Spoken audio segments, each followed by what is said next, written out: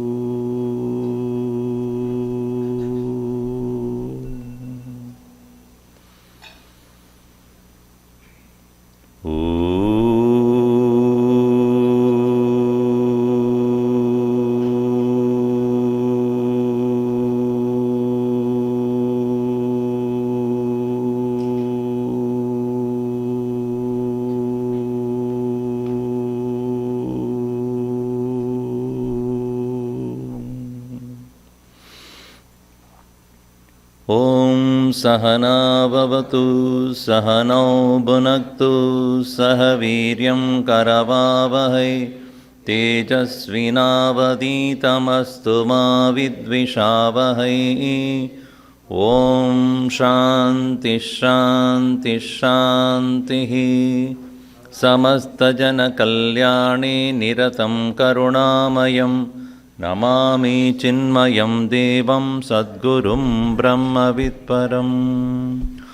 Om Parthaya Pradibodhitam Bhagavata Narayanena Swayam Vyasena Gratitam Purana Munina Madhye Mahabharatam Advaitamrita Varshinim Bhagavatim Ashtadashadhyayinim Ambatvam Anusantadami Bhagavad Gite Bhavatveshinim Yam Brahma Varunendra Rudra Marutah Stunvanti Divyaistavaihi Vesanga Padakramo Panishadehi Gayanti Yam Samagaha Dhyanavastita Tadgatena Manasa Pashyanti Yam Yogino Yasyantam na vidussura suragana Devaya tasmai namaha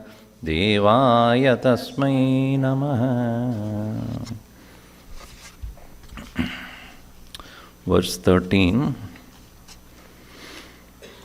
Jneyam yattat pravakshyami yajñātvāmrutamashnute Anadimat param brahma nasattanna saducchate sarvada panipadam tat sarvatokshishiromukam sarvada shruti-malloke sarvamavritya tishtati sarvendriya gunabhasam sarvendriya vivarjitam asaktam sarva brutchaiva nirgunam gunabhoktrucha bahirantascha bhutanam acharam charamevacha sukshmatva tadavijñeyam durastam chantike chatat.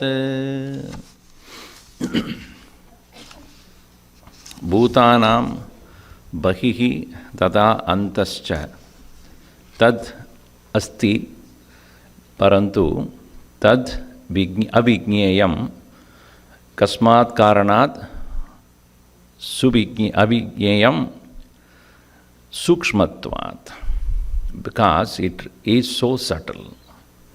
Anoraniyan mahato mahiyan atma sajanto nihito guhayam. That which is the very subtler than the subtlemost, and at the same time larger than the largest, mightier than the mightiest. This apparent contradiction which we find in the Upanishad is unavoidable.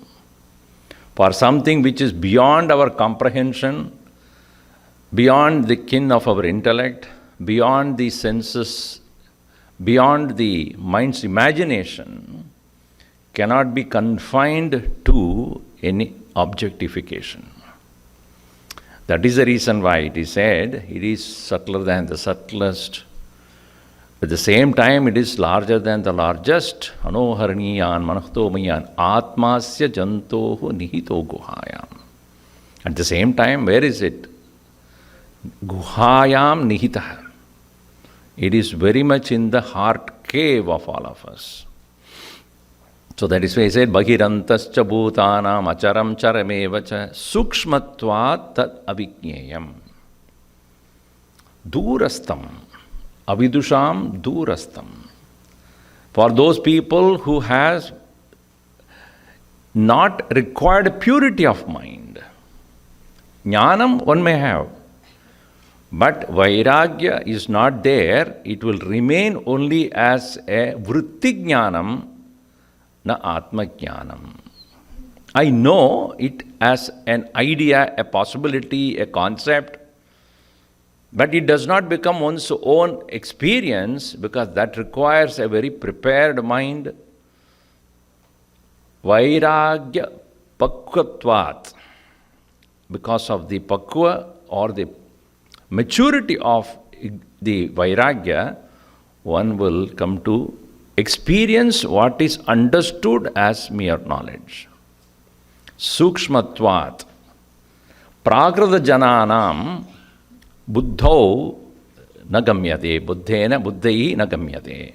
Prakrita jana buddhaihi na avagamyate. By the people who have very gross mind, it cannot be comprehended or understood. So here, sukshmatva tadavijñeyam durastam. And for those who have the purity of mind and clarity of thinking and vairagya and gaining of that supreme dispassion, because of which one does not have any interest in anything else, to such people, those people, for them, it is antike, the closest to one. But in this very world, it remains as undivided one existence, one mass of presence. So that is why it is said in the next verse, Avibhaktam cha bhuteshu vibhaktamiva cha sthitam Buddha bhartru cha tatgneyam Grasishnu prabhavishnu cha Avibhaktam cha bhuteshu Vibhaktamiva cha sthitam Buddha bhartru cha tatgneyam Grasishnu prabhavishnu cha. Previous verse he said Nagneyam Avijñeyam. Now in this verse he says that is Jneyam. Can be known. How? Bhuteshu avibhaktam Bhuteshu vibhaktam iva sthitam. Again the word iva. As I said in the morning, iva is a very important word in Vedanta. As though divided. Vibhaktam iva. It's like, can we say space is divided between this hall and that hall? It appears to be divided, right? Hall space, and then we say corridor space, and the room space. So, really speaking, it is not divided at all. But it appears to be divided given the reality of this wall. The wall as though divides this space to that space. But in reality it is not. In the same way, even though it remains avibhaktam, bhaj means to divide, vibhakta means divided, avibhaktam, undivided, yet vibhaktam iva cha sthitam. It appears to be divided. And how it is undivided? Because all beings are equally supported by the same Buddha Bhartru. In that way, Jneyam. It is that which is a support Now, interesting thing is, when I ask somebody, where are you sitting? Yesterday also I asked that question. Where are you sitting? On the floor. Where is the floor? In the ashram. Where is the ashram? In Cranbury. Where is the Cranbury? It is New Jersey. Where is it? In American continent. Where is American? In the earth. Where is the earth? In space. Where is space? Where is space? Tell me, where is space? You don't say everywhere. The space is in your mind. Is it not? In your awareness there is space. Where do you experience space? Where do you know the space? That's why some people who cannot understand this is spaced out. Where is space? How do you know space? In my thought or in my awareness. So, awareness is subtler than the space, right? Awareness is even subtler because if it has to know, it must be subtler than that, or it can be superior to that. Gurudev used to say, gross ones are known by the subtle ones, and gross ones are pervaded by the subtle ones. As much as earth has a limited presence, more than earth is the pervasiveness of the water. More than the water, there is pervasiveness of the fire. More than the fire, the pervasiveness of the air. More than the air is the pervasiveness of the space. More than the space, the pervasiveness of the awareness of the space. So, therefore, even the space is sustained by that awareness. Therefore, bhutanam bhartru. Bhuta bhartru tat jneyam. And that very one itself, when we understand that nature of awareness in the abstract sense as Brahman, it is akarta, not doer. But when the same Brahman, when related to this world, he becomes Ishvara. The concept of Ishvara in Vedanta is not a person per se. It's a presence. It's a power which is capable of taking care of the entire creation, because cause alone can take care of the effect. Isn't it? A pot made of mud, pervaded by the mud from the top to bottom, any part of the pot you touch, it is mud only. Madeva satyam shvetaketo. Upar bhi mud hai, below bhi mud hai, left and right, everywhere mud only. So the cause pervades the entire effect, and where does the effect called the pot is pervaded by the mud. And where do the pot will go when it is broken? What it becomes? Mud only. It cannot be anything else. So that is to say, the mud alone is sustaining the presence of the pot. It cannot remain otherwise. Can pot remain other than the mud? It is like, can the gold remain other than the necklace can remain other than the gold? A chain, golden chain, can it ever remain other than the gold? Otherwise, I will say, you take the chain, I will take the gold.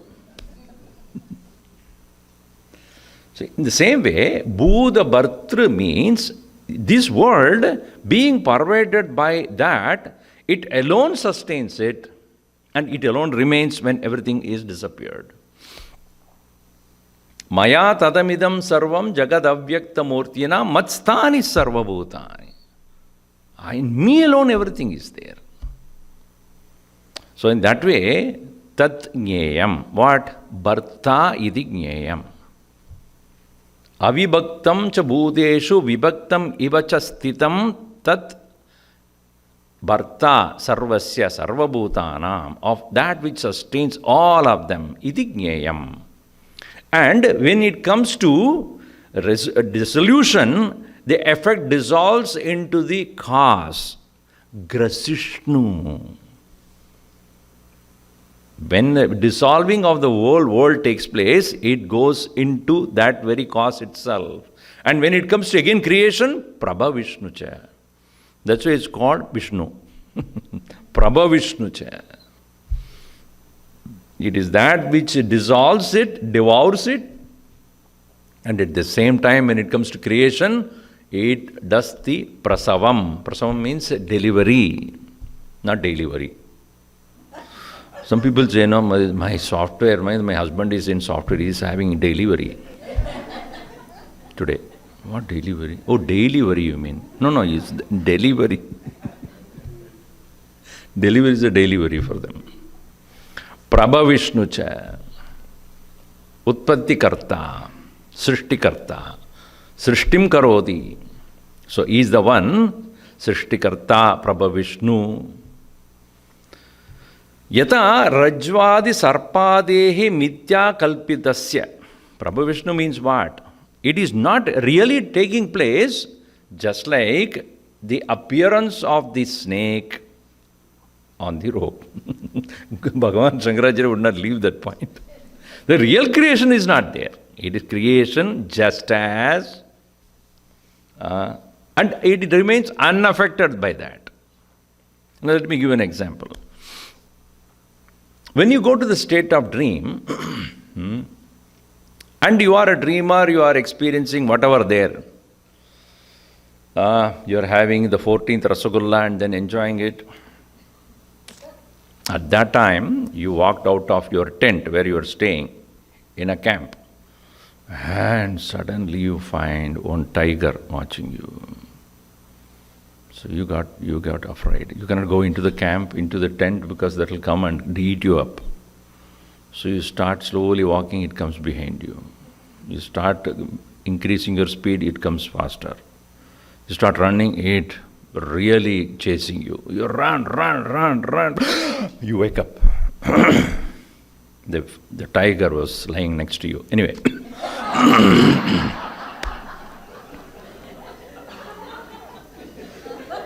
I didn't use any gender, so you understand. Now, when you are experiencing the running from the tiger so frantically, when you are, and you are sweating also.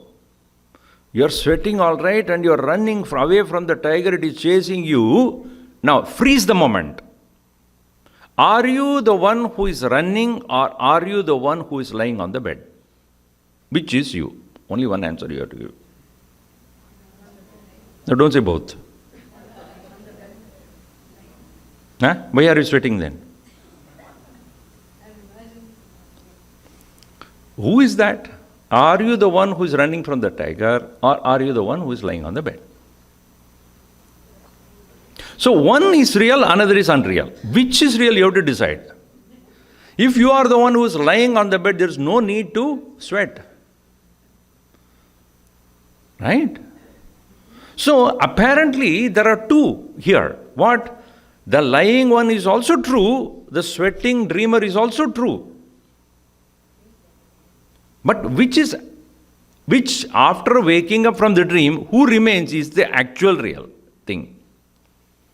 Because upon waking up, you realize that you never ran. Because the tiger was not there, only next tiger was not really there. You were not chased by the tiger. You are married to, sorry.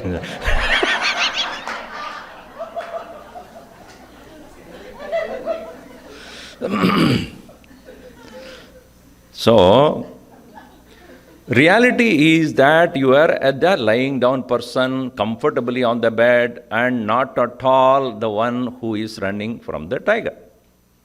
But that experience taken to be real, at that point when you are running, you do not know that you are lying down.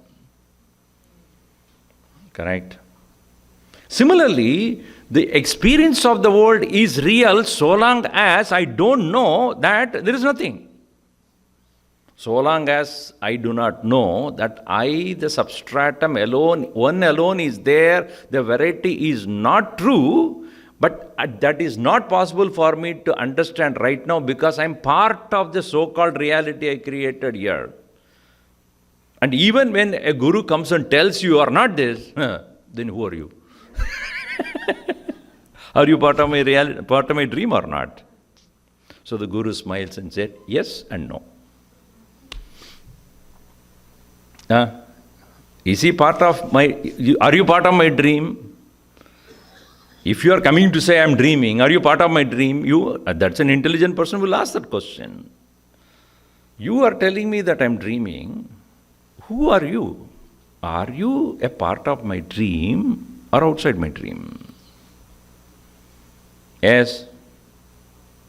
So the Guru will say, I am, at the present moment, part of your dream, but actually I am you.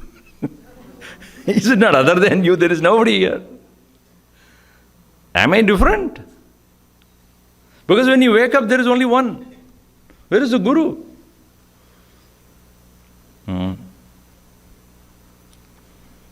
There is nothing called a Guru independent of that.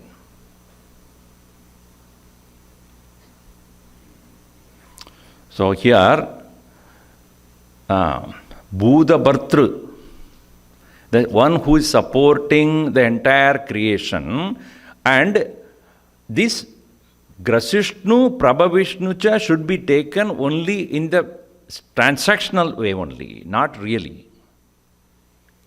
In that way, Jneyam, one who is apparently the creator of this universe as well as the dissolver of this universe and sustainer of these. So Prabhavishnu is creation, Grasishnu is dissolution, Bhartru is sustaining. So the sustainer, dissolver, creator. All the three are mentioned here.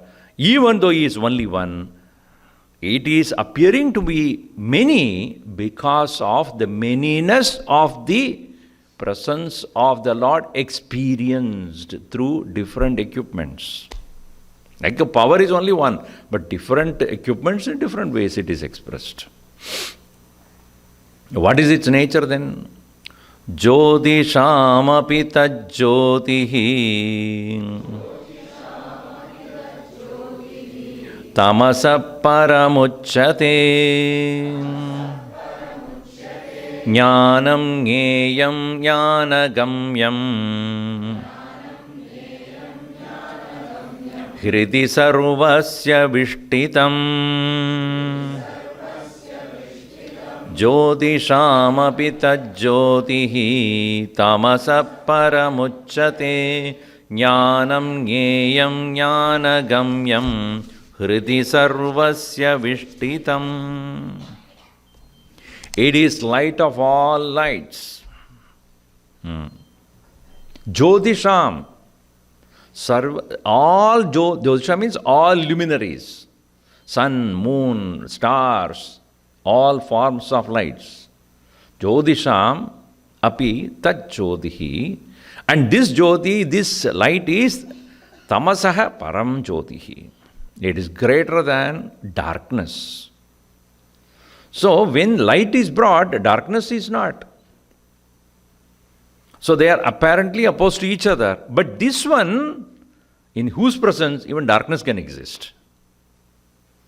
As I said in the morning, with my eyes, can I see the light? Yes. Can I see darkness? Yes. So the eyes are greater than light and darkness. In the same way here, the Jyoti should be understood as Jnanam. Wherever there is the expression of light given in our Vedanta, Upanishad, etc., it is referring to Jnanam. Because what does the light do? Light shows a thing as it is. Correct? When you bring a light, if there are so many things in the place, when the light is brought, what is shown. It doesn't interpret anything. It is what it is. In the same way, Jnanam is Yathartha Darshanaya. Yathartha Darshanaya, what is? That is the nature of Jnanam. Jo hai, aisa hi dikhana hai. Whatever is there, it has to be shown as is. That is the nature of knowledge. So, Jyotisham abhi tajyotihi tamasaha param, as we said in the morning, or in last class I think, ignorance is also illumined by the same awareness only. What I know, I know. What I don't know also, I know. Isn't it? What I don't know also, I know. What I know, I know. What I don't know also, I know. What is yet to be known also. Everything is illuminated in the same awareness only. Think about it. When you were 4-year-old, 5-year-old, or whatever, when you were young, what were you at that point? What was your level of understanding or intelligence or knowledge or experience? What was your observation of life? Nothing. You were just playing. You were just going around with your friends. And then your world was very small at that point. But your needs are small. Your demands are small. Your expectations are limited. At that point also, you were innocent, nice, cute. Now, acute. At that time also, you were there. The same you. Isn't it? So now, with so many problems and so many worries and so many entanglements, the same you only. So the you never changed. At that point, at that level of thinking, at that kind of knowledge, or that kind of importance that you gave to things, and that kind of demand for whatever it be, the same you only now here. And what kind of ignorance that you had at that point, and which is dispelled now with the knowledge that you have got right now. But the awareness at that time also, I am. Though you did not focus on that. I am, and then only I want that, I want that, I want this and all. I am hungry, I am angry. All that I am was there at that time also. Now also. So in the state of ignorance also, that Jyoti is still present to make me aware of that. In the state of any kind of knowledge that I have get also, the same awareness in the form of a Jyoti is illuminating this. Therefore, tamasa paramuchyate. That awareness, even when you die, you will be aware that you are dying. You become aware of your own death. You don't say, oh, he died in sleep. You sleep for you. A person cannot die in sleep. He is aware that he is living. Huh? Don't say that, oh, my father, my mother, he died in sleep. For you, he is not aware. But he is aware that he is living, or she is living. So even the quitting of the body happens awarefully only. Even if a person is in the coma, yet he knows that I am living now. So even while present in this body is also aware. While leaving is also aware. While you are awake, you are also aware. While you are sleeping is also aware. Suptaha suptim na janadi. Suptaha suptim na janadi. One who is sleeping, he doesn't know he is sleeping. Na supte swapna jagaro.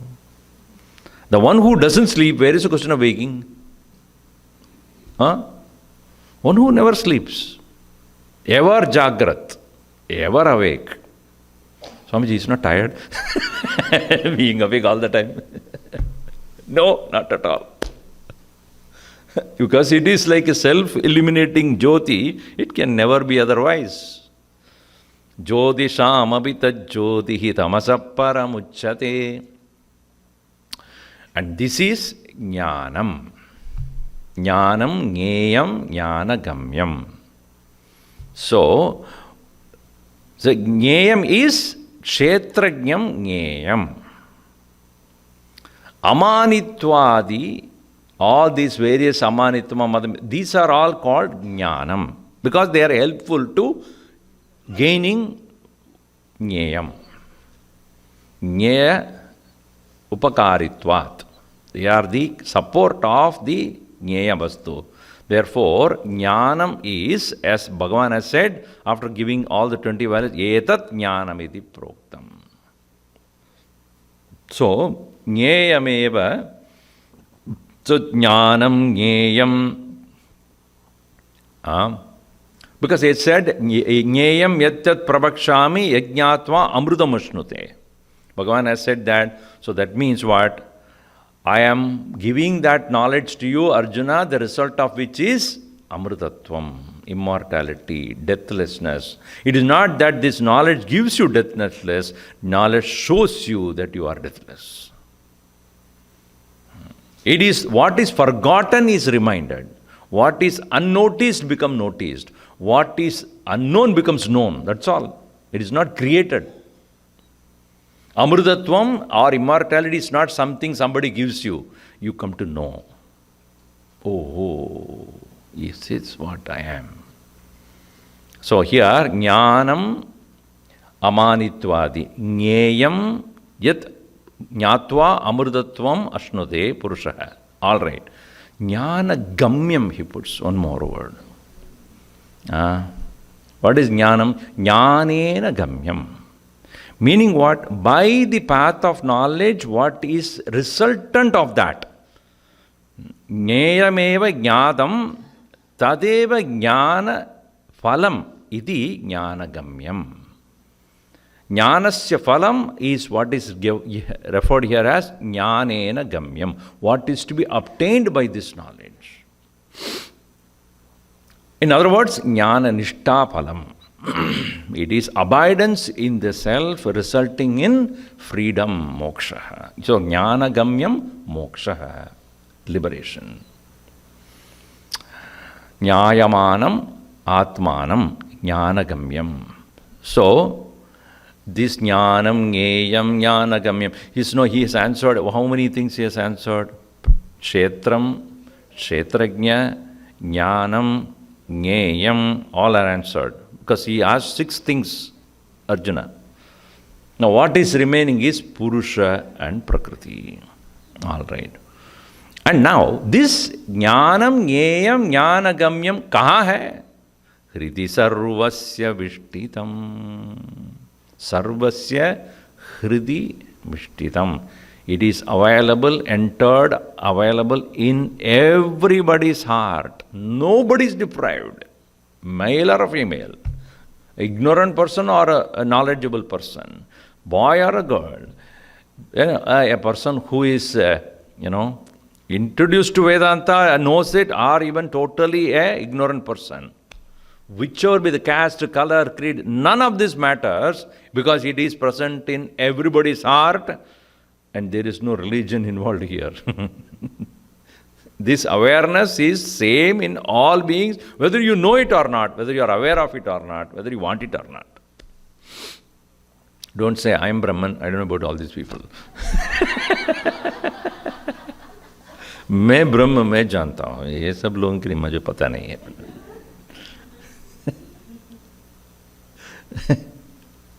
Then you have very crooked, narrow knowledge only then. So, therefore, he concludes here saying, Idi kshetram tata jnanam jneyam choktam samasatah madbhakta etat vijñāya madbhavayopapadyate.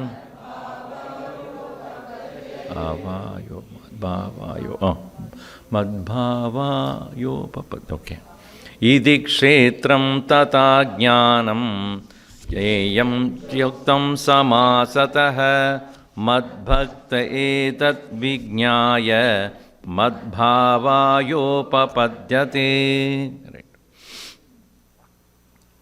This thus explained to you kshetram.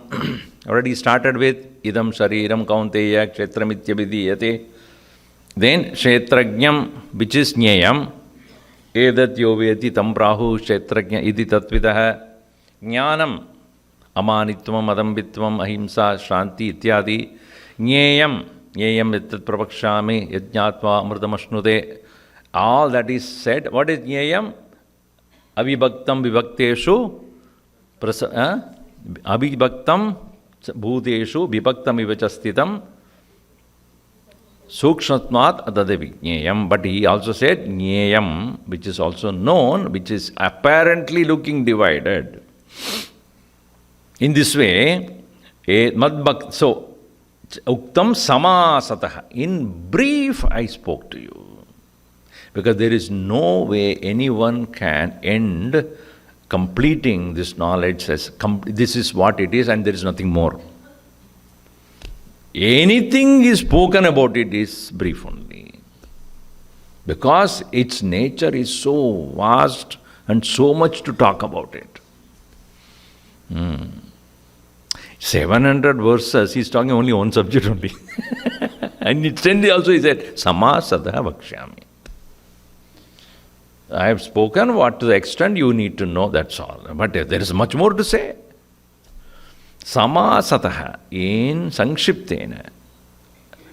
Sankshiptena Uktam Maya.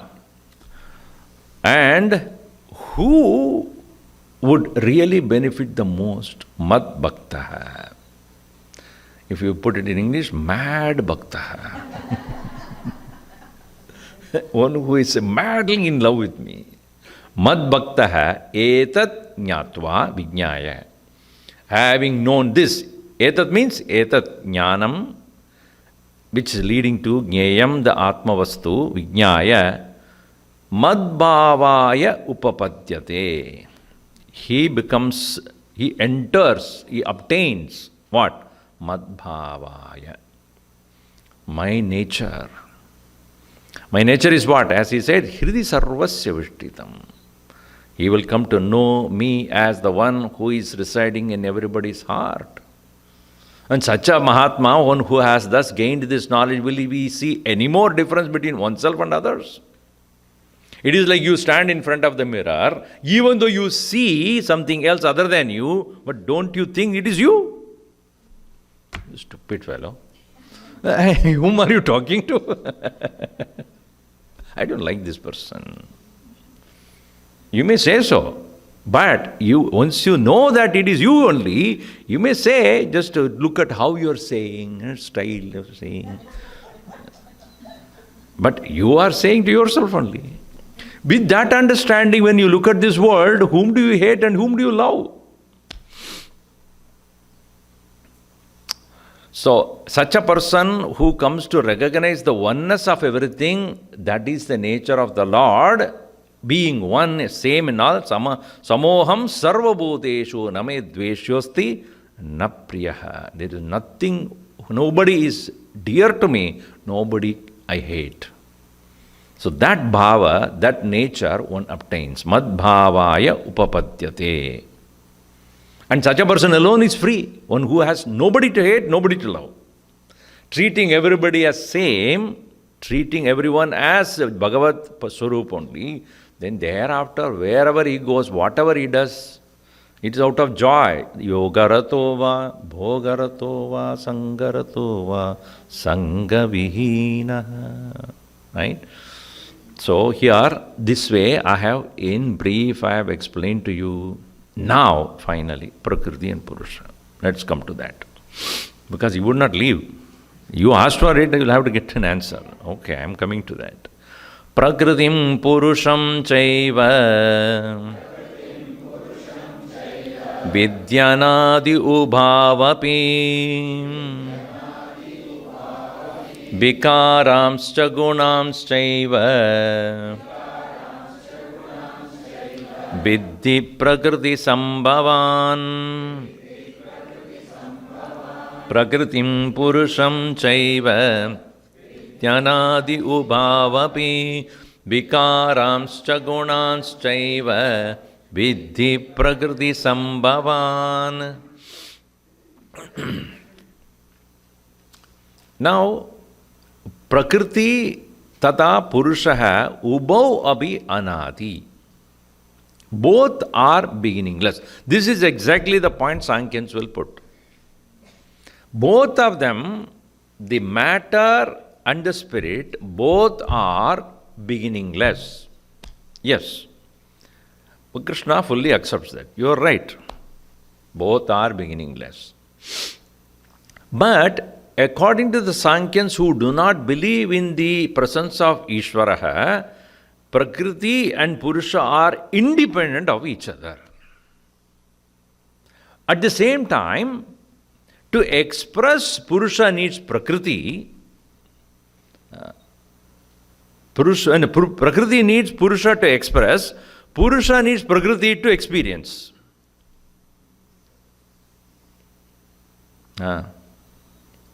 With the body only we experience the world. When we are in the state of sleep, there is no experience. Why? We are not in touch with this physical body, mind, etc., senses, etc. Therefore, there is nothing called world for us.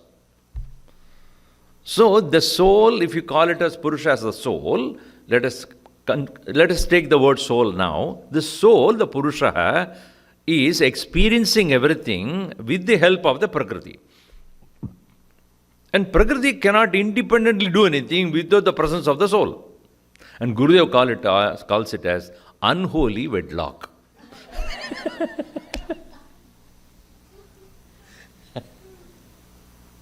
Unholy wedlock. Wedlock all right, but unholy. Why it is unholy, we'll see that. So both of them are anadi.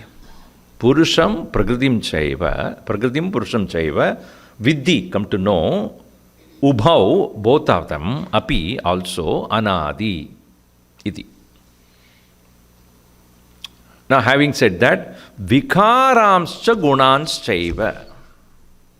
What is prakriti? All vikaras, which is similar to what he explained as kshetra vikara.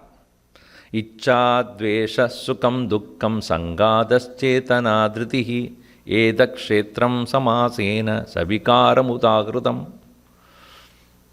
In simply put, desire, action, joy, sorrow, all these are all vikaras of the prakriti. And these vikaras or the modifications take place according to gunas. According to the rajas, the sattva, rajas and tamo gunas. Now, this guna portion, he will take it in the next chapter. He is not explaining it right now. What are the gunas, etc. Sattvam rajas samayidi guna prakriti sambhavaha. There you will start with that. Now, same thing from the state of sattvic mind you will experience in one way. The same thing with the rajasic mind you will experience differently. And tamasic you will experience differently. So a same world is experienced, no doubt, by ourselves with the help of the instruments, eyes, ears, nose, tongues, etc. But what determines the experience essentially is also the predominant guna at that point. So therefore he says, these gunas as well as the vikaras all are prakriti sambhavan, caused by the prakriti, not purusha sambhavan. Purusha is not the creator of the vikaras. Purusha is not the creator of the gunas. The soul is not the creator of the qualities of thoughts, nor the various experiences caused by the objects of the world. These are all created by the Prakriti only. In this also, he accepts with Sankhyanis. You are right. What you said is right. Now, where they differ here?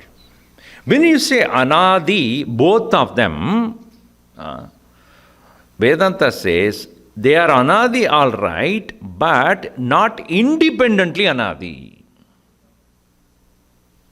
See, if you say a thing is eternal, if a thing is eternal, can there be two eternalities possible? If you say two eternalities, then it is like a railway track, no? Both of them are going. But logically speaking, these two of them which is considered to be anadi are none other than two aspects of the only one, which is anadi. It is like two hands I have. This is also my hand, this is also my hand. Therefore, I am pervading in both of them. So, Ishvaraha eva, ekaha eva Ishvaraha, tesham tayoho moolam, tayoho karanam. Prakriti being his manifestation and Purusha is himself. And that's why he said, Kshetrakyam chabi mam viddhi sarva kshetreshu bharata. And why it is so? Why we have to conclude this way? As I said in the first session itself, without understanding this commonness between Prakriti and Purusha being the source is one, moksha is not possible. Why? Because then the Purusha is always bound by the Prakriti. There cannot be ever a release from that. Why? It will be always there. Is it not? What we are getting conditioned by is something other than ourselves. Presently, we say the bandhanam or the bondage is created by what? Created by two things. One, the external world. Second, our attachment to that world. If a thing is there when I am not attached, it is not going to bind me. Are you worried about your neighbor's son not doing well in the school? Good that he doesn't do it. Why, when you this your child, you are so worried about it? Mine. There is attachment, there's a bondage then. So if the Prakriti and Purusha are independent, then the Purusha being the one who cannot experience other than through the Prakriti, and having experienced through the Prakriti, he gets attached to it. That later on he will say that is the bondage. And if the Prakriti is real, there is no way you can get the liberation. Then all the Shastra become vyartham. Why are we talking then? As I said in the first session itself, that according to Sankhyan's, detachment is the state of moksha. If that is the case, then detachment is also possible, not eternally.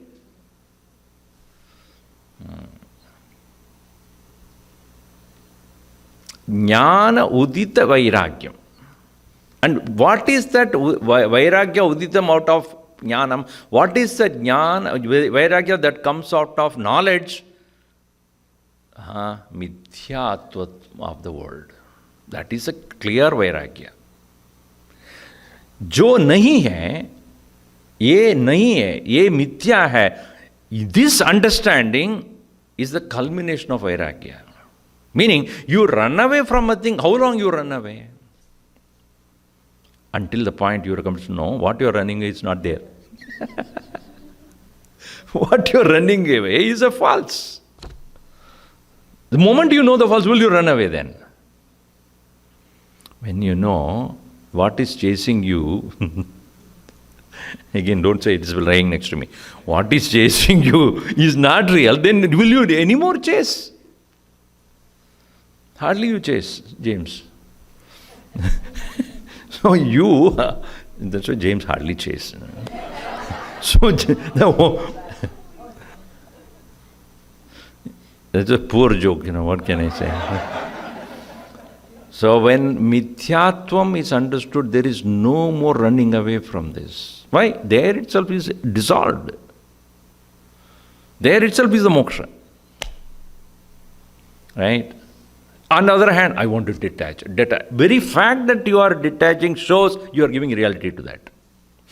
Don't show me, I don't want to see it. I'm detached. That means what? That is real. I don't want to get into that. In the beginning stages of sadhana, it is essential. You cannot help it.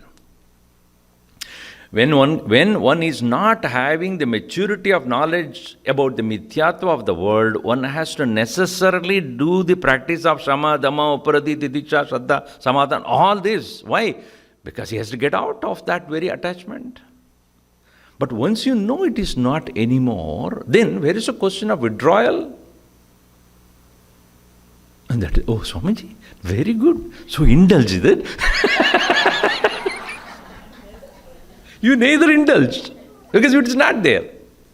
How will you indulge in something which is not there? See, people say, Swamiji, temporary detachment, is it okay? No. A temporary detachment means what? You are occasionally or detached, not all the time.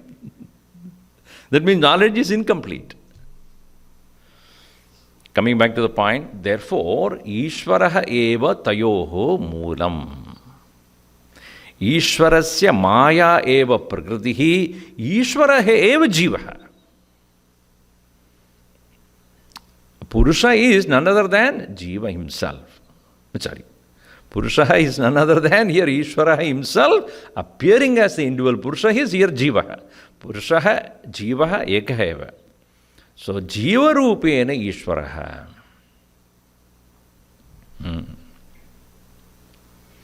So, here, Vikaramscha Gunamseva Vakshamanan Vikaran. All these which are going to be spoken, what are the Vikaras, we'll see from the standpoint of Prakriti. So, Viddhi Prakriti Sambhavan. So, now, next verse is talking about what is the cause, what is caused by the Prakriti as a Vikara. Karya Karana Kartrutve Hetu Prakriti Rucchate Purusha Sukha Dukkhanam Bhoktrutve Hetu Rucchate Karya Karana Kartrutve Hetu Prakriti Rucchate Purusha Sukha Dukkhanam Bhoktrutve Hetu Rucchate. Karana is written, but I'll explain both part, Karana and Karana. Hetu means Karanam, cause.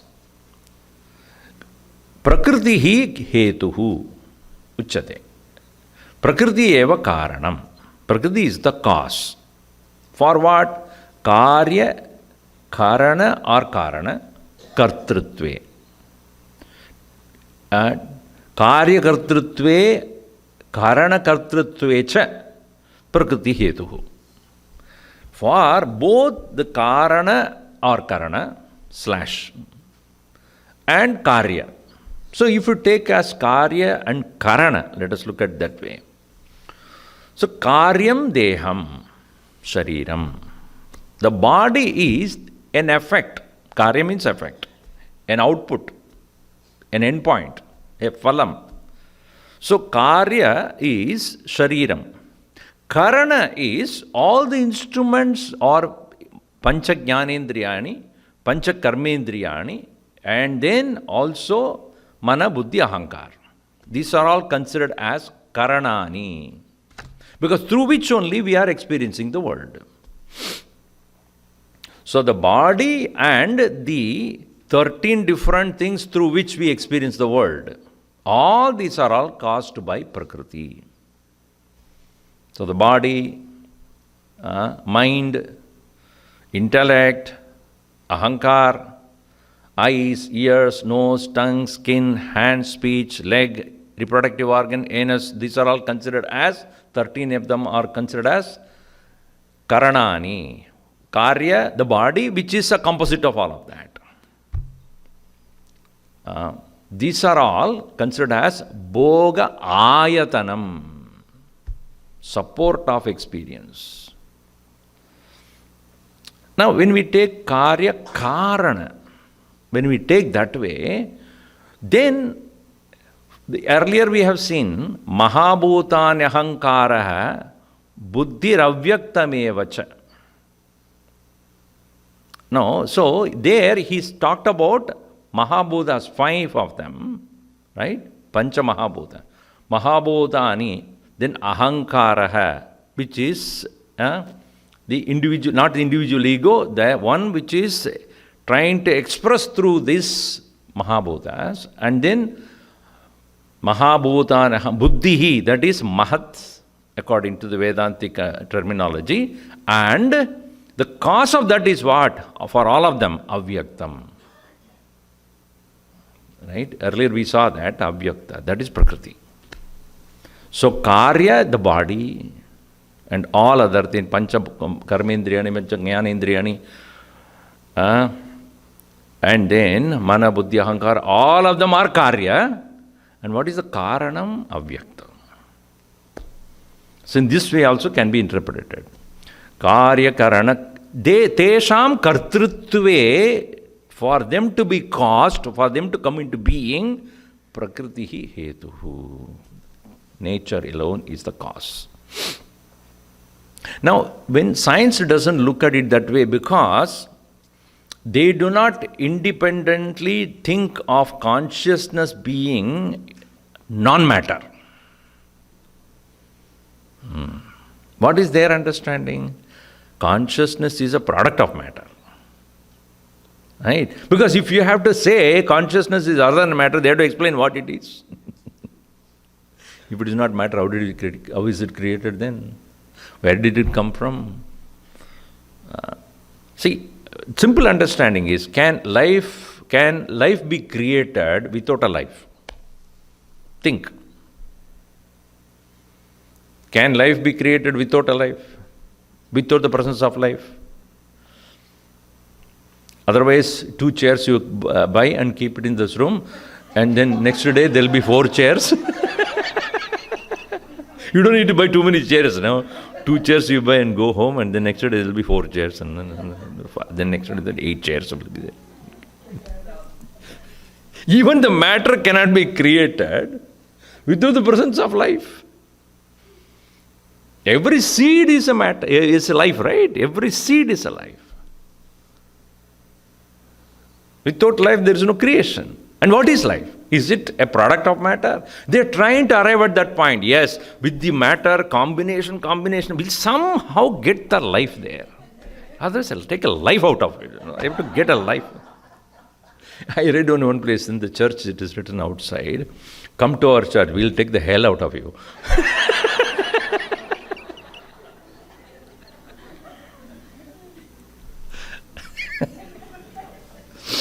So, how can there be creation if there is no life?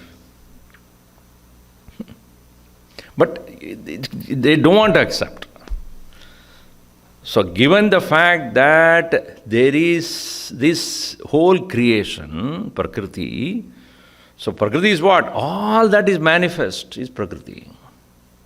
So, what is then Purusha? Purusha hai Bhokta. The experiencer of the matter is Purusha. Purusha hai Bhokta. Then Bhoktrutve Hetu Uchate. Sukha Dukkhanam Bhoktrutve. For the fact of it being an experiencer, Purusha is the cause. Meaning, Purusha is the experiencer of joy and sorrow derived out of Prakriti, not by himself. The soul or the individual self in the state of sleep has no sukha and dukkham because he is not in touch with or experiencing anything to do with the matter at that point, withdrawn. Every day we are experiencing. In the state of sleep you are sukhi or dukhi. What are you? Neither. I am neutral. Are you suffering something in the sleep? No. Are you enjoying something in the sleep? No. Then what are you? And you, upon waking up, you say that I enjoyed my sleep. No doubt about that. But that enjoyment is not due to any particular experience or an object. I achieved some great accomplishment in sleep. No. Or you enjoyed some object? No. Or you are praised for being? No. Of course, when you go to sleep, others are happy. Because of that? No. I am happy. Why? Because everybody is happy, I went to sleep.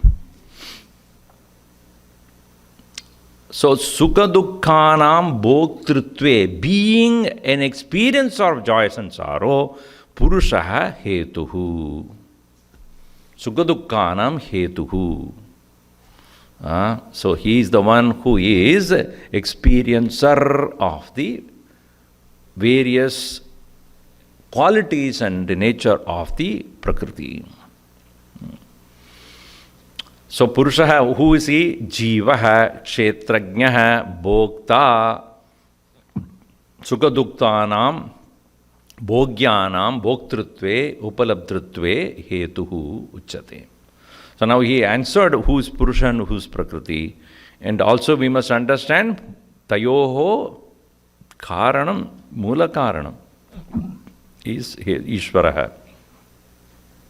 Now, how does he experience the joys and sorrows of the Prakriti? That is said in the next one. Purusha Prakritisto hi Bhunkte Prakriti Jan Gunan Karanam Gunasangosya Sadasatyoni Janmasu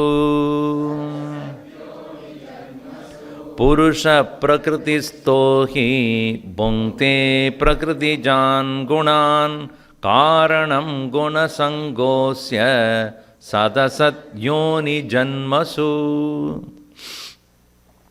Where is the Purusha? Where is the soul seated now, presently? Prakritistaha. Prakrityam stitaha. He is the one who is in this Prakriti. Prakriti means in the matter alone is residing. Purusha Prakritistaha. He, indeed, Prakriti Jan Gunan Bhunkte. Prakriti Janitan Gunan Bhunkte. Prakriti Janitan Bhogan Bhunkte. He is the one who is experiencing all things born out of Prakriti. So if you are, Gurudev used to give the example of one ant is going. So it tells bye-bye to his wife. I am going for hunting down some good food for ourselves. So he goes. There was a birthday party going on. So he slowly entered into a big cake. Entered into that. Then it somehow got caught up in that cake because it's closed. Now sitting inside, cake. Anywhere and everywhere it's only sugar, cake. So at that point, when it is sitting inside, can it experience anything else? Inside cake, outside God, antarbahischa sarva. Bahirantascha bhutanam. Everywhere it is only sugar. Why? It cannot be otherwise, it is inside. In the same way, where is Purusha right now? Wherever you go, you are going with your body only. And that body alone being your seat, and whatever body experiences or mind experiences, or intellect, that alone is the experience I have got, all of us. So, Purusha Prakritisto hi bhunkte Prakriti Jan Gunan. And the very reason that the individual is experiencing the qualities of the Prakriti, he gets attached to those experiences, and based upon the guna, based upon the sattvika, rajasika, tamasic gunas, how he experiences decided his next birth.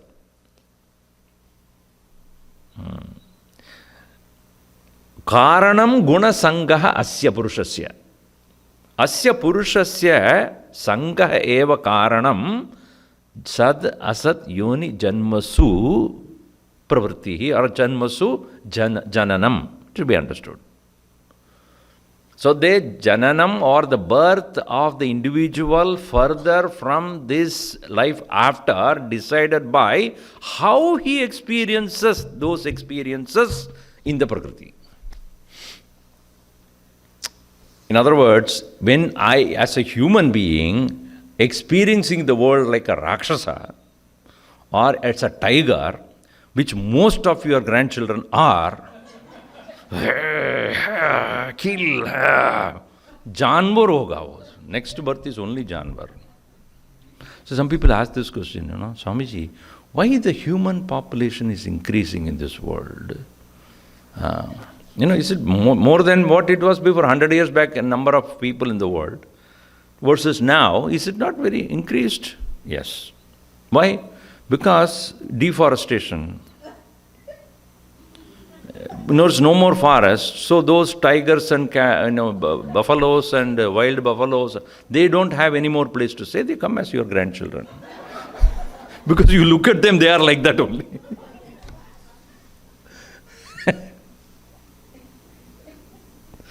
So, as I said, experience, the world remaining the same, how you experience decides where you proceed from here.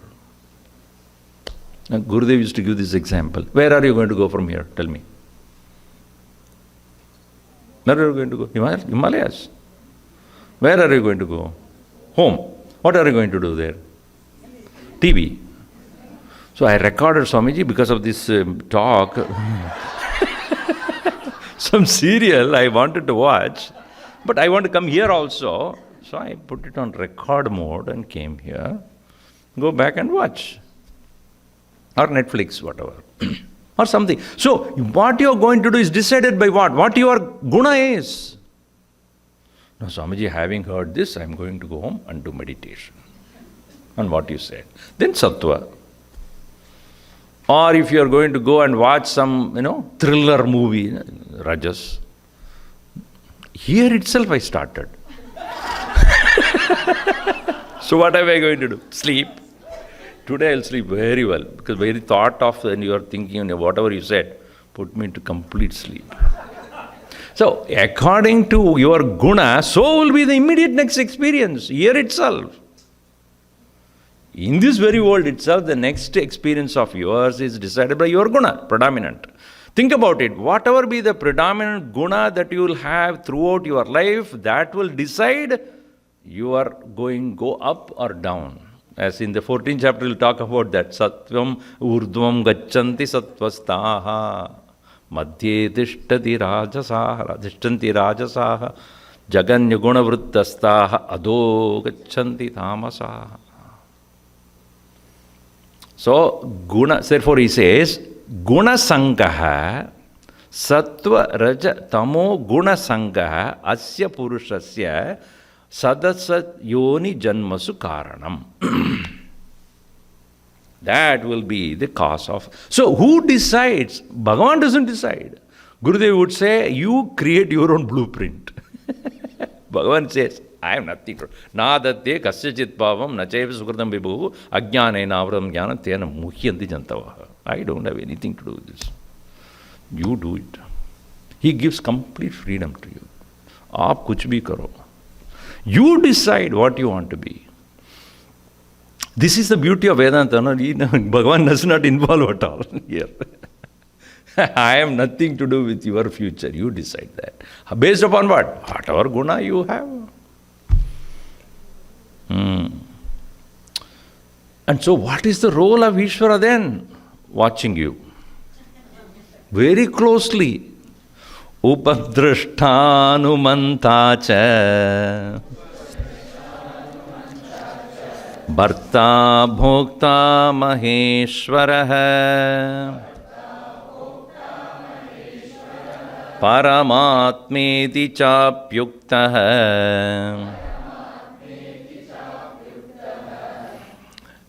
Dehesmin purusha paraha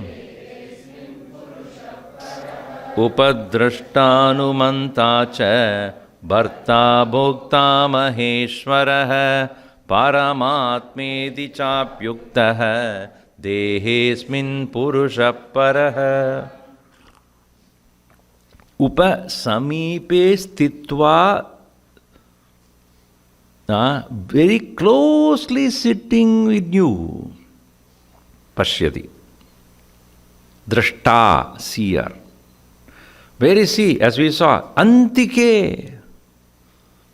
So the Drig, as in the Drigdrishya we have seen, buddhehe vrittihi api.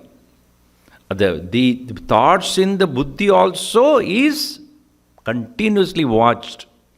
Swamiji, this is scary, And so long as now I am alone and it's okay. But somebody constantly watching me. We have our center like Swamiji lives alone by himself only, right? Here. We also have center in LA. And people ask, Swamiji, you live alone? Yeah. Are you not afraid? I said, of whom? If nobody is there, why should I be afraid? Of whom? If somebody is there, only I am afraid. Some sound is coming from where? If nobody is there, I am very much okay with that. Nobody is there, fine. If some... So are you not afraid to be alone? Why should I be afraid of being alone? Because nobody is there to make me afraid. So here, if you think, what is the nature of this Paramatma? Upadrishta, closely watching you. And what is he? He is Bangan ka Bharta. No. Bharta. No, Anumanta, before that, Anumanta. Hanumanta is there. Anumanta, not Hanumanta. So, Anumanta means he admits. He is closely watching everything that you do. Not interfering at all. Samipastaha san drishta swayam avyaprutaha. Not participating in anything that you do. What a wonderful thing. Isn't that similar to Dvasvaparna, Sayuja, Sukaya? In the Mundaka Upanishad, given as two birds sitting in the same branch, and one is Jiva, another Ishvara. And the Jiva is eating all the fruits, and some of them are bitter, some of them are tasty, and some are, just feeling very bad about eating that very bitter fruits, and other ones, and when it is enjoying, you are missing it. That one is just watching. Apicha akashidi. He doesn't involve in that. Similarly, here, upadrishta, avyaprataha. He does not engage in whatever the jiva, so-called the jiva, is engaged in. Now, why do we put so? There are two people then. See, it looks like this, right? You say upadrishta, sakshi, then what is he sakshi of? So that means there is jiva and there is Ishvara who is watching him. No, it is not like that. Gurudev used to explain this. It is the higher mind looking at the lower mind. See, our thoughts are there. Every thought that is passing through our mind, is it not known? Can there be a thought in your mind which you don't know? Think. Is there any thought in your mind which you don't know? So who knows? Me. About whom? I. I. Your thought you only know. Are there two people there? So the higher nature of the mind is called the Sakshi Chaitanya awareness, and the one which is being watched is your own thoughts and emotions and feelings and actions and experiences, which is being continuously seen or noticed. A part of you alone, not two, a part of you alone is a drishta, and part of you alone is a drishyam also. Upadrishta, and then Anumanta. He allows, he doesn't stop you. Meaning what? One is one meaning. Three meanings are given by the Bhashyakar here. One is, he is satisfied with what you are doing. Santushta. Second meaning is, he apparently admits, chalo karo. Favorably disposed. Chalo, main hoon, karo. The third one is, he does not stop you from doing anything. He doesn't dissuade you. He doesn't discourage you. He doesn't stop you. So one is, whatever you do, it is there. Second one is, whatever you do, he as though he is going along with you. Third one is, he never stops. That's why he said, na adatye kasyachit papam, na chaiva sukritam vibhuho. Ajnane na avritam jnana. Because of your own misunderstanding, you are doing anything. So this Swamiji, our God is so impartial. You see, this problem is, other gods are so, this is to come and stop us at least. See, even though our gods have a lot of weapons in their hand, threaten you, you better be careful. Bow and sword and all these things, But really Vedanta says, no, he doesn't do any one of this. Upadrashtanumantacha. And whatever you do is bharta. He supports. So even if a sinner does the sin, he supports? No, I said he doesn't participate. If the sinner is committing a sin, he is also a conscious living being only who commits the sin, and the result of which is going to be experienced by him only. Bhagavan does not interfere or stop it. You did, you will experience it. Upadrashtanumantacha bharta. Then, bhoktabi. When you are experiencing the good things or whatever be the experiencer, he being the same one, that Purusha eva jiva, therefore the experiencer of whatever is experienced is also him only.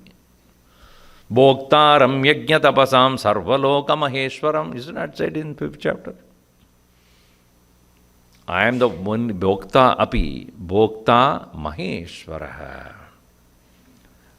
Maha Ishwaraha, Sarvabhutanam Ishwaraha. One who is known as the Supreme Lord, Sarvajñatvat, Sarvashaktitvat, Sarvajñatvat. And the knower of everything, one who has a mighty power over everything. See, we only think that in the living being like you and me alone is there. No, even in the sun, the brightness of the sun, the splendor of the sun, the presence and heat of the sun, that is also me only. In the beauty of the moon also me, in the fire also me. In that way, even so-called inert presence, even in that, it is the same presence. So here he says, Upadrashtanumantacha bharta bhokta maheshwaraha paramatma iti cha api yuktaha. He is also referred as Paramatma. Why is called Paramatma? Dehadinam bhuttyantanam avidyaya kalpitanam Paramatma. He the one who being the self of everything that is being created out of ignorance as body, mind, intellect, which we come to experience. Paramatma iti cha api uktaha. Upanishatsu. In the Upanishad, it is being stated as Paramatma. Where is he? Dehe asmin purusha paraha. In this very body itself. See, the word para has used. Purusha paraha. Meaning, the Paramatma is the higher nature of the same Purusha. The Purusha's lower nature is the Jiva who comes to suffer the world. And Purushaha Paraha is the Paramatma. That is to say, they are not two. The two aspects of the same. It is like, if I ask you, are you a father or a son?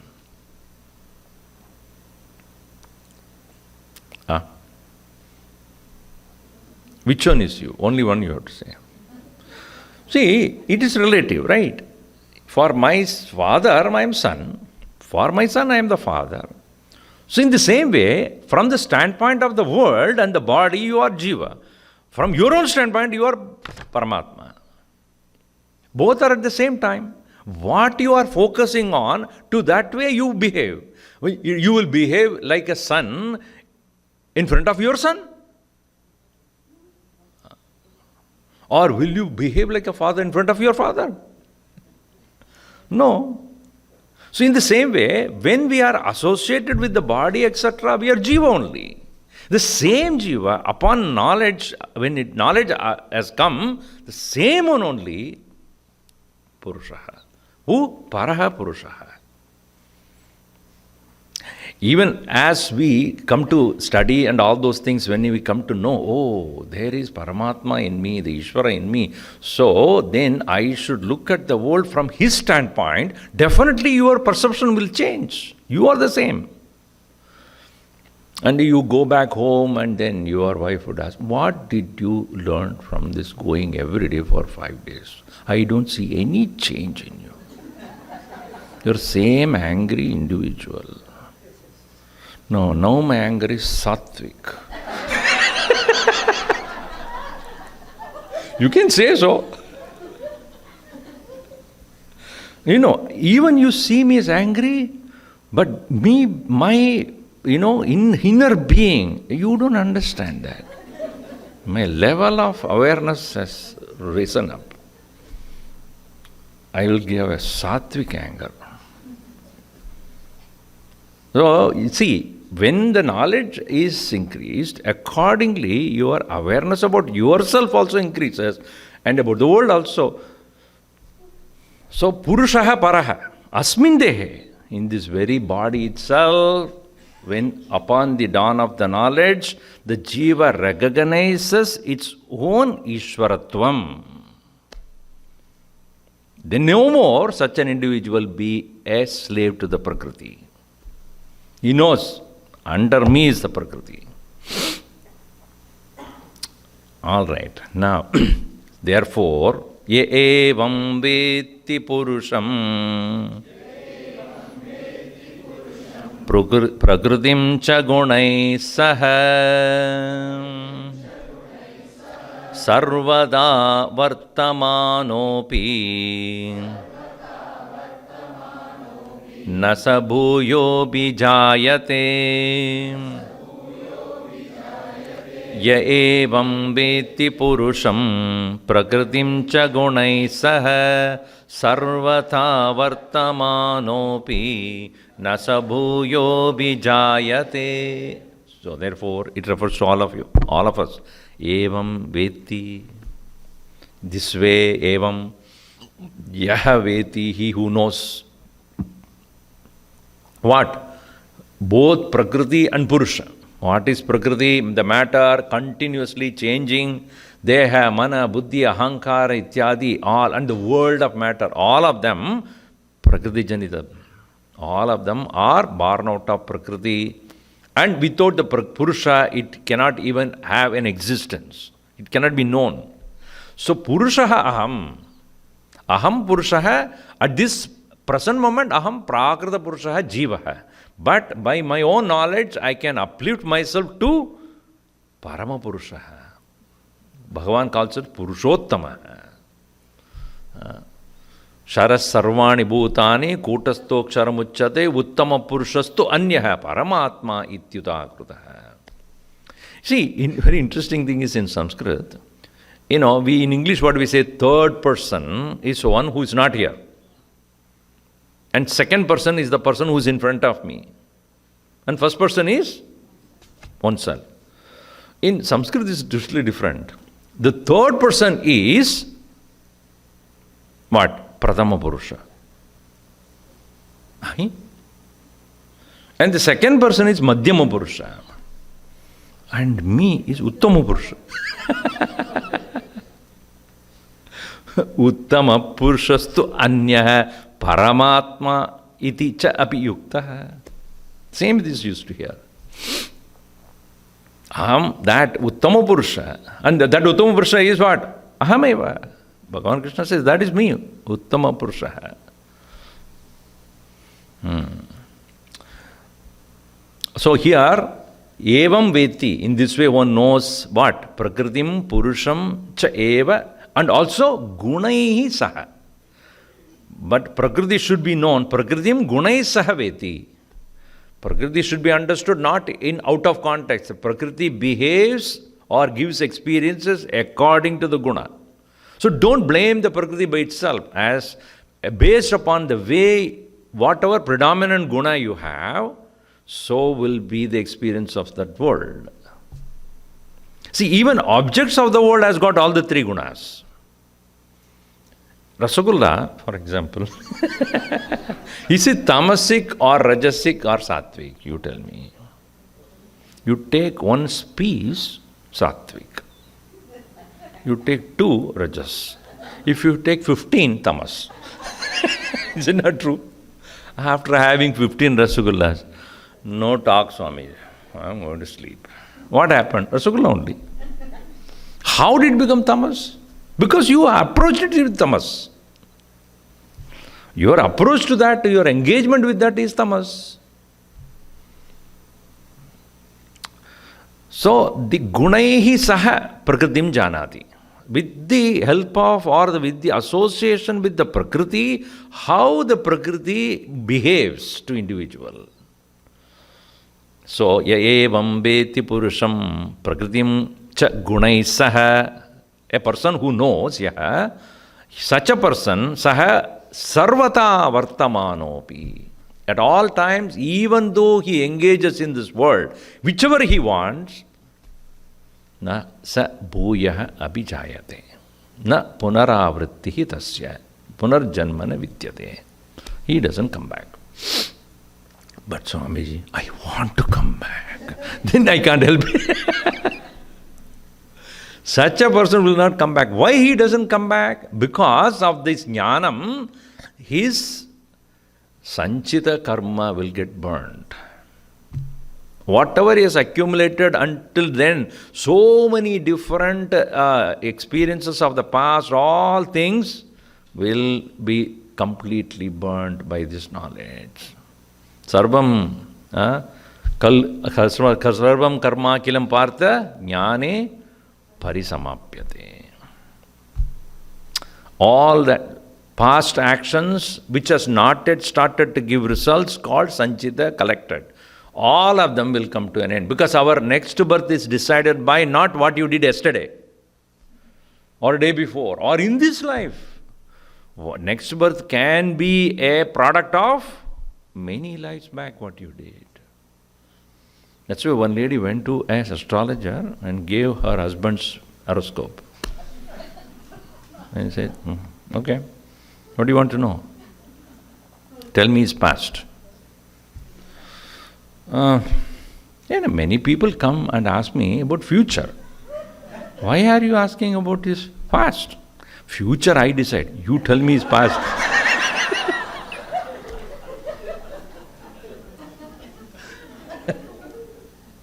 So your sanchita karma, which will come into effect in the form of the future births, burned, gone, over.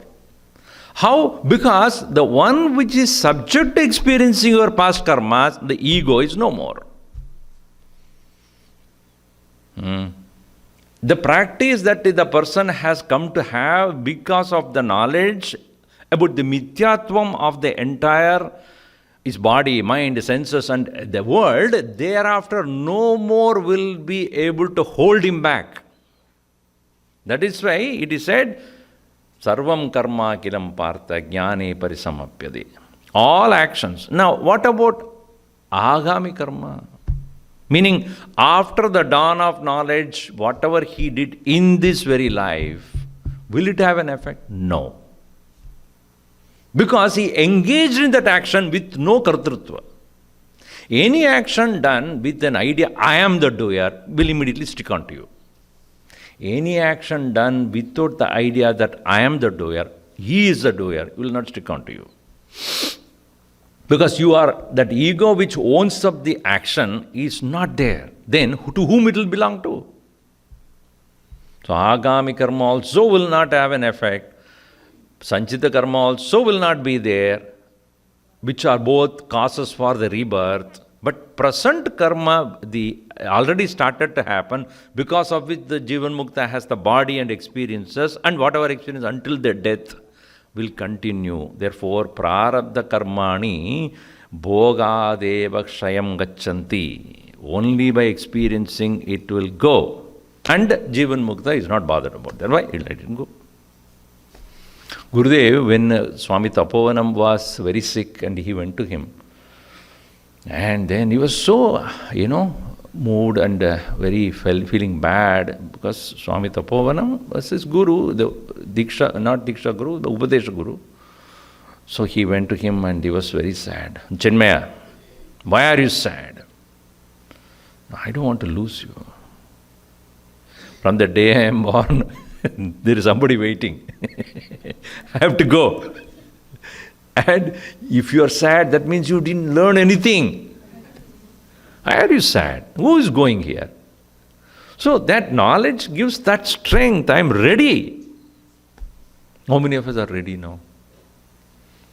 No, Swamiji, I have so many things to do,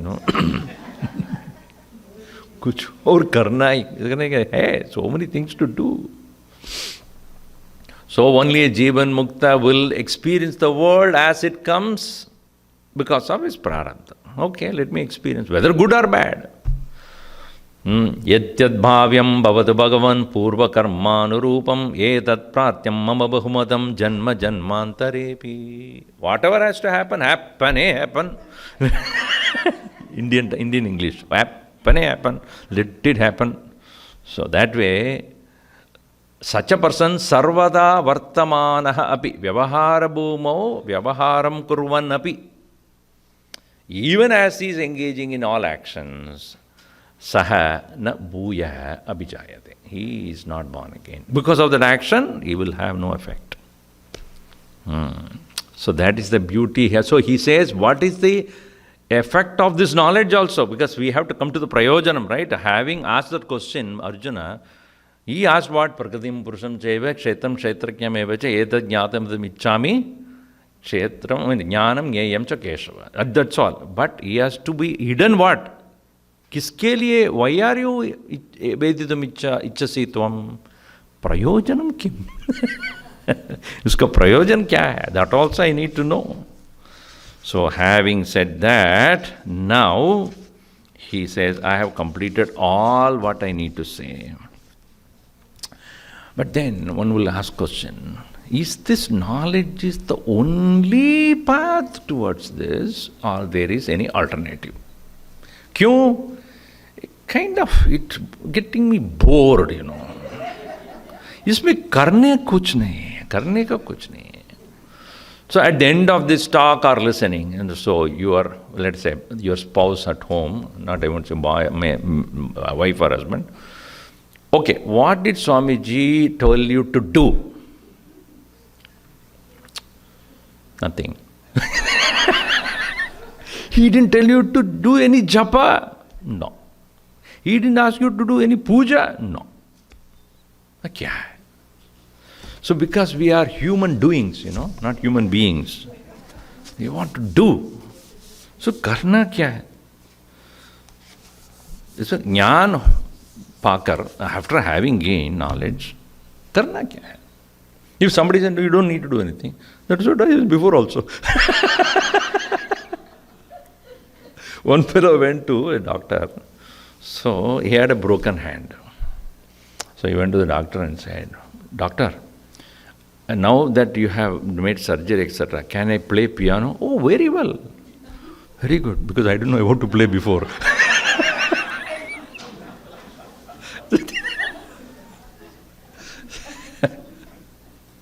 So whatever you be past, it will be continuing there only. So your spouse will say, earlier also you were not doing anything. Now after this knowledge, more reason not to do now. Why? Atma akartha. Brahma kuch karta nahi, wo upadrishta hai. So what are you going to do? Whatever you do, I'm going to watch. Anumanta, I'll leave you to do. Because I am Bharta, you see. I enjoy whatever you do. Bhokta. You better call me Parameshwara.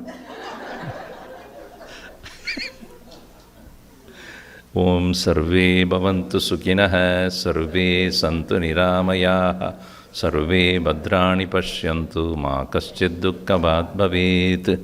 Om shanti shanti shanti. Harihi Om Shri Gurubhyo Namah. Harihi Om.